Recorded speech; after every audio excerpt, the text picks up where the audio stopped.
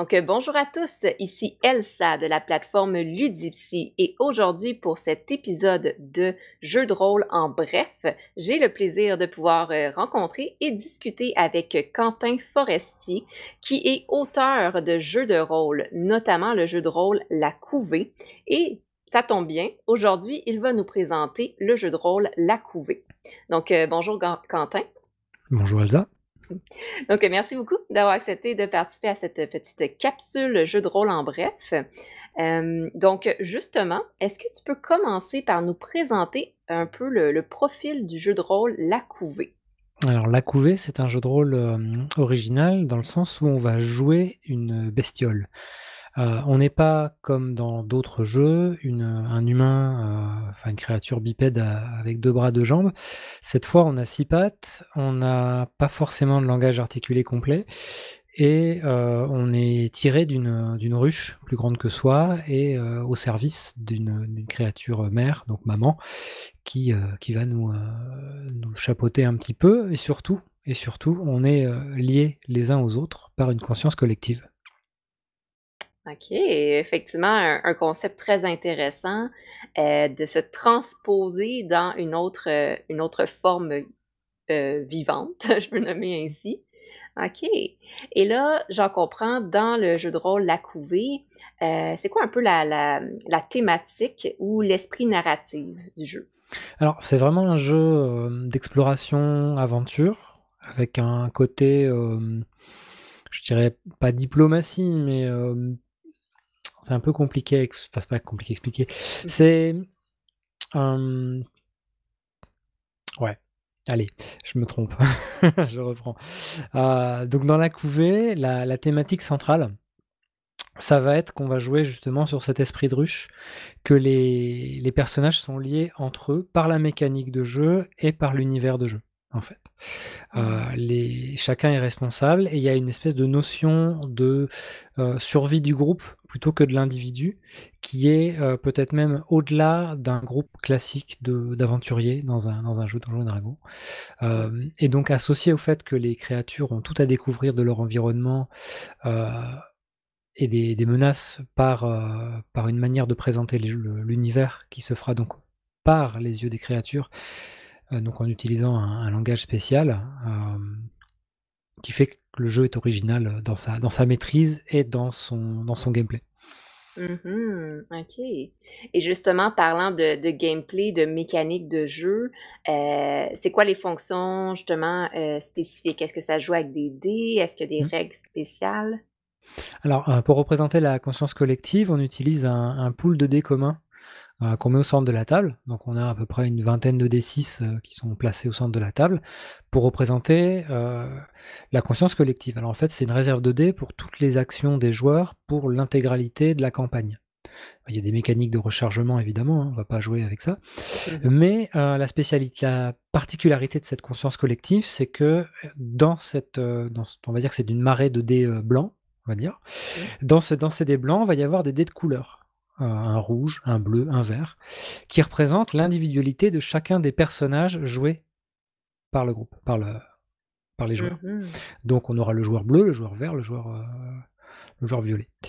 Et si cette individualité disparaît, par le hasard, par, le fait que les dés ont été sélectionnés, pour des raisons diverses, le personnage qui était, associé à cette couleur devient un légume à la solde du groupe. Donc le groupe, OK. d'un coup, va avoir la responsabilité du personnage, il a été phagocyté, absorbé par la conscience collective, et devront le faire agir en sacrifiant des actions, enfin bref, c'est aussi mécanique Mmh. derrière, pour, peut-être ou pas, le faire s'en sortir et continuer d'agir. Heu, il y a plein de petites actions méta, dans le jeu pour intervenir sur la conscience collective et forcer des joueurs ou interdire des actions. Et pas mal de choses font lien avec le côté un peu télépathique et surtout, la connexion avec maman qui va se faire à travers ce biais. Voilà, donc c'est cette réserve de dés qui va donc responsabiliser les joueurs par rapport à leur action. Combien de dés j'utilise, combien de dés j'utilise pas, quels dés de couleur je donne, quels dés qu'est-ce que je les donne pas. Mmh. Voilà, la sélection des dés, la discussion entre les joueurs et le fait que, la réserve s'épuise à mesure qu'on avance et est-ce qu'on prend des risques, est-ce qu'on n'en prend pas? Donc il y a vraiment une Mmh. connexion entre les joueurs qui se fait là et une responsabilisation des joueurs, dans l'utilisation de la conscience collective. OK, très intéressant justement le concept de conscience collective, d'entraide, de soutien, de gestion aussi de groupe. Justement, c'est un jeu qui se joue entre combien de joueurs? Je dirais comme tout jeu de rôle, on peut partir de 3 joueurs à 5, c'est bien. J'ai déjà fait jouer plus, mais c'est parce que je maîtrise, mais OK, 5 5 je dirais que c'est un maximum. OK. Puis le groupe d'âge cerné, est-ce que ça se joue bien avec des enfants, adolescents, plus adultes? Je dirais vraiment, préadolescent, adolescent et puis bon, forcément adulte, parce qu'il faut quand même une certaine maturité puisqu'on peut déraper rapidement sur du gore, puisqu'on est vraiment dans de la série B Mmh. et voilà, moi j'aime pas trop le gore, mais voilà, quand on aime bien les bestioles, c'est quelque chose on peut pas passer à côté. OK. Donc très intéressant, effectivement, je pense que tu l'as bien nommé, c'est, original, innovant comme thématique et concept de jeu. Et de ton côté, selon toi, qu'est-ce qui fait en sorte que La Couvée est un jeu de rôle qui se démarque des autres jeux de rôle? Bon, déjà, il y a la mécanique, dont j'ai parlé. Il y a la thématique centrale, qui est la bestiole. Il y a le point principal, c'est qu'en fait, la couvée ne développe pas d'univers. Il y a pas de background, pour dire, donner un nom aux bestioles. L'idée, c'est que, chaque MJ, chaque joueur se représente la bestiole qu'il préfère. Il y aura toujours un fan d'Alien, un fan de Zerg, un fan de Slivoid, d'une Starship Trooper, de voilà, ce qu'on veut. Et donc on peut vraiment jouer n'importe quelle bestiole, avec quelques modifications. J'ai déjà fait, les araignées du Seigneur des Anneaux, enfin des choses complètement, différentes avec exactement le même système de règles, en fait. Donc avec ça, on Mmh. peut jouer, n'importe quelle bestiole, tant qu'il y a une connexion de ruche et une idée d'évolution de bestiole. Mmh. Hem donc on a vraiment cette mécanique-là, il y a bon, on peut rajouter le système d'expérience qui se fait en groupe aussi, avec un développement très jeu vidéo sur un arbre Mmh. technologique. La spécialité, c'est que enfin la spécificité, c'est plutôt que les joueurs sont responsables de l'évolution du groupe. Donc dès Mmh. qu'un joueur développe une mutation, bah, le copain peut acheter les mutations suivantes sur l'arbre. Il y a une connexion qui se fait, quelque chose de génétique, on développe. OK. Donc est-ce que là, ça devient très darwinien. Est-ce que on développe de tout et donc du coup, on est potentiellement fort partout, mais pas génial? Ou est-ce qu'on s'optimise dans une direction et du coup, on pourra pas gérer toutes les menaces? Voilà, donc ça, c'est le côté un peu darwinien du jeu. Mmh. Je pense que ça marche aussi dans tous les jeux de rôle, mais là, c'est en renforcé par, l'apparence de l'arbre, génétique qui prend justement une forme de bulle qui se connecte entre elles. Le système de points d'expérience, puisqu'il n'y a pas de points d'expérience, on ramasse de la biomasse en cours de jeu qu'on va devoir assimiler. Mmh. Du coup, les joueurs sont libres de se la partager ou pas. Est-ce que je garde tous mes points d'XP pour moi ou est-ce que je le donne plutôt à celui qui va développer les mutations intéressantes tout de suite Mmh. pour le groupe? Pensez au groupe. Ouais. Donc il y a ça. Et après, je pense que le truc original aussi, c'est la manière de raconter les histoires. C'est-à-dire qu'on va raconter les histoires par les yeux des créatures et donc du coup, on ne va pas donner d'éléments, descriptif, enfin pas donner le nom des choses. On va commencer par les décrire comme elles sont et ce que j'essaie de donner dans le livre comme explication, c'est essayer d'expliquer par, les odeurs, les couleurs, les formes, avant de donner une description visuelle. Mmh. Même le goût aussi peut avoir un intérêt aussi dans la description puisque les bestioles, c'est leur sens premier. La vision, c'est secondaire, on va dire. Mmh. Donc vraiment essayer de jouer là-dessus et aussi sur les émotions et la perception des sensations que peuvent avoir les choses qu'on rencontre. Est-ce que la chose a peur? Est-ce que la chose est affamée? Est-ce que la chose, a l'air en colère? Et cetera. Donc c'est vraiment, passer par OK. ces descriptions-là est importante pour l'immersion des joueurs et bon forcément il y en aura qui comprendront tout de suite, parce qu'il y a des choses qui sont évidentes. Mais ce qui est intéressant, c'est qu'à la fin, au bout de 3-4 parties, le groupe de joueurs s'invente son propre vocabulaire pour nommer des choses. Une table, une chaise, un humain, chaque chose aura son propre Mmh. nom qui sera lié à la manière dont ils l'ont rencontré et ça peut être très amusant sur une fin de partie, voire complètement, cryptique pour quelqu'un qui découvre et qui rentre en cours de séance. Oui. OK. Voilà. Donc c'est vraiment intéressant, je pense que tu le mentionnes bien. le contexte narratif et la mécanique de jeu est tellement particulière, innovante, qu'il peut y avoir vraiment un vocabulaire et une Mmh. cohésion sociale qui se crée, dans ces parties-là de jeux de rôle. Hem, Très intéressant. Je vois, une belle recherche, j'ai l'impression, derrière aussi la conception du jeu au niveau génétique, comme tu mentionnes, au niveau biologique, darwiniste. Hem Justement, c'est quoi un peu ton expérience dans cette conception-là du jeu, La Couvée? Alors en fait, bon, je pense que ça s'est senti. Je suis un gros fan de films de monstres depuis très, très longtemps. Je peux en citer des dizaines et pas forcément les meilleurs. Mais, l'idée ça a été quand j'ai réfléchi à ce concept-là, c'était qu'est-ce qui est le plus important quand on parle de bestioles dans les univers de fiction? Mmh.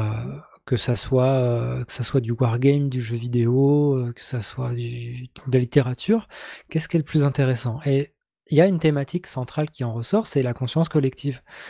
On en parle aussi chez les fourmis, Mmh. on parle de cette espèce d'instinct, du collectif et il fallait que dans les règles, ça puisse ressortir. Alors évidemment, on peut pas dire à des joueurs, Tu feras l'action qu'on t'ordonne, sinon il y a pas de jeu, il y a pas d'intérêt. Mmh. Donc il a fallu un peu contourner ça et essayer de trouver une idée de mécanique de jeu qui donne l'impression qu'on est tous connectés et qu'on va avoir un but commun, par cette connexion, qu'il va y avoir une sensation physique. Alors c'est vrai qu'en ce moment avec le Covid, ça se perd un peu parce que, le jeu est très physique, c'est-à-dire qu'on a les dés sur la table, on est tous autour et on les attrape.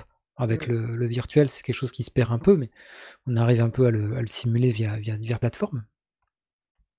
Mais voilà, vraiment dans la conception du jeu, c'était ça, c'était trouver la mécanique qui fera le mieux ressortir la thématique principale, de l'univers ou du thème Mmh. qu'on veut montrer. OK, et c'est intéressant, petite question comme ça, mais ça a pris combien de temps en arriver justement au produit final de La Couvée? Alors, si on enlève tous les retards, heu, le produit final, à partir du moment où j'ai développé le projet, on va dire que j'ai mis 2 ans, parce que je bossais à côté, donc c'était un peu, voilà. Mais Mmh. j'ai mis 2 ans environ, au total, ça a mis à peu près 5 ans entre les premières parties, les tests, trouver un illustrateur, les retards et cetera. Mais, ouais, on va compter 2 ans de conception, totale avec les tests, les conventions, les choses comme ça. OK, et justement, si on voudrait se procurer le jeu de rôle La Couvée, Mmh. à l'international, disons, comment on fait pour, le trouver et pouvoir l'acquérir? Alors il est disponible sur, lulu.com et sur DriveThru, OK. DriveThru RPG. Voilà. OK, super. Donc, sur, loulou.com et DriveThru, on peut écrire La Couvée, trouver le Mmh. jeu et se le procurer à distance. Voilà. Il y a aussi un kit de démonstration qui est disponible. Alors il y a le format papier qui est Mmh. payant puisqu'il faut l'imprimer et il y a la version PDF qui est gratuite. OK. Voilà. Donc, si les personnes veulent l'essayer justement, ben, c'est accessible, gratuitement et par la suite, ils peuvent l'acheter pour, Voilà. en format papier. OK, ben, c'était justement donc c'était une très belle présentation du jeu La Couvée que tu as conçu dans les dernières années et qui est maintenant disponible et accessible à tous pour, y jouer. Si jamais vous voulez découvrir un peu qu'est-ce que c'est que de se transformer en bestiole, en créature et d'explorer un univers à travers les sens de manière, originale et innovante, ben, je vous invite bien sûr à essayer le jeu de rôle La Couvée. Donc, pour ceux qui nous suivent, je vous souhaite de passer une belle journée. C'était un épisode de Jeu de rôle en bref, La Couvée avec Quentin Forestier. Je vous souhaite une bonne journée. Au revoir.